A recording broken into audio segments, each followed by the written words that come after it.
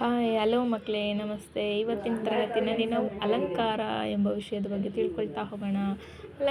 ಅಲಂಕಾರದಲ್ಲಿ ಒಂದು ವಿಧವಾದಂತಹ ಅರ್ಥಾಂತರ ನ್ಯಾಸ ಅಲಂಕಾರದ ಬಗ್ಗೆ ನಾವು ತಿಳ್ಕೊಳ್ತಾ ಹೋಗೋಣ. ನೋಡ್ರಿ, ಇಲ್ಲಿ ಒಂದು ಕ್ವಶನ್ ಇದೆ. ಆತನು ಪರೀಕ್ಷೆಯಲ್ಲಿ ಪ್ರಥಮ ಸ್ಥಾನ ಪಡೆದು ಉತ್ತೀರ್ಣನಾದನು. ಬುದ್ಧಿವಂತರಾದ ಮಕ್ಕಳಿಗೆ ಪರೀಕ್ಷೆಯೊಂದು ಲೆಕ್ಕವೇ? ಈ ಥರ ಕ್ವಶನ್ ಕೊಟ್ಟಿದ್ದಾರೆ. ಇದು ಯಾವ ಅಲಂಕಾರ? ಅಲಂಕಾರದ ಹೆಸರು ಅರ್ಥಾಂತರ ನ್ಯಾಸ ಅಲಂಕಾರ. ಲಕ್ಷಣ: ಒಂದು ವಿಶೇಷ ವಾಕ್ಯವನ್ನು ಅಂತಂದರೆ ಉಪಮೇಯವನ್ನು ಸಾಮಾನ್ಯ ವಾಕ್ಯದಿಂದ ಅಂದರೆ ಉಪಮಾನ, ಅಥವಾ ಸಾಮಾನ್ಯ ವಾಕ್ಯವನ್ನು ವಿಶೇಷ ವಾಕ್ಯದಿಂದ ಸಮರ್ಥನೆ ಮಾಡುವುದೇ ಅರ್ಥಾಂತರ ನ್ಯಾಸ ಅಲಂಕಾರ.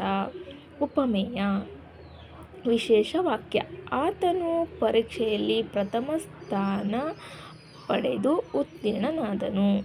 ಉಪಮಾನ: ಸಾಮಾನ್ಯ ವಾಕ್ಯ: ಬುದ್ಧಿವಂತರಾದ ಮಕ್ಕಳಿಗೆ ಪರೀಕ್ಷೆಯೊಂದು ಲೆಕ್ಕವೇ?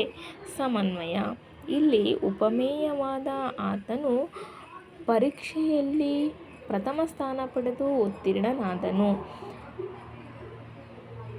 ಎಂಬ ವಿಶೇಷ ವಾಕ್ಯವನ್ನು ಉಪಮಾನವಾದ ಬುದ್ಧಿವಂತರಾದ ಮಕ್ಕಳಿಗೆ ಪರೀಕ್ಷೆಯೊಂದು ಲೆಕ್ಕವೇ ಎಂಬ ಸಾಮಾನ್ಯ ವಾಕ್ಯದಿಂದ ಸಮರ್ಥಿಸಲಾಗಿದೆ.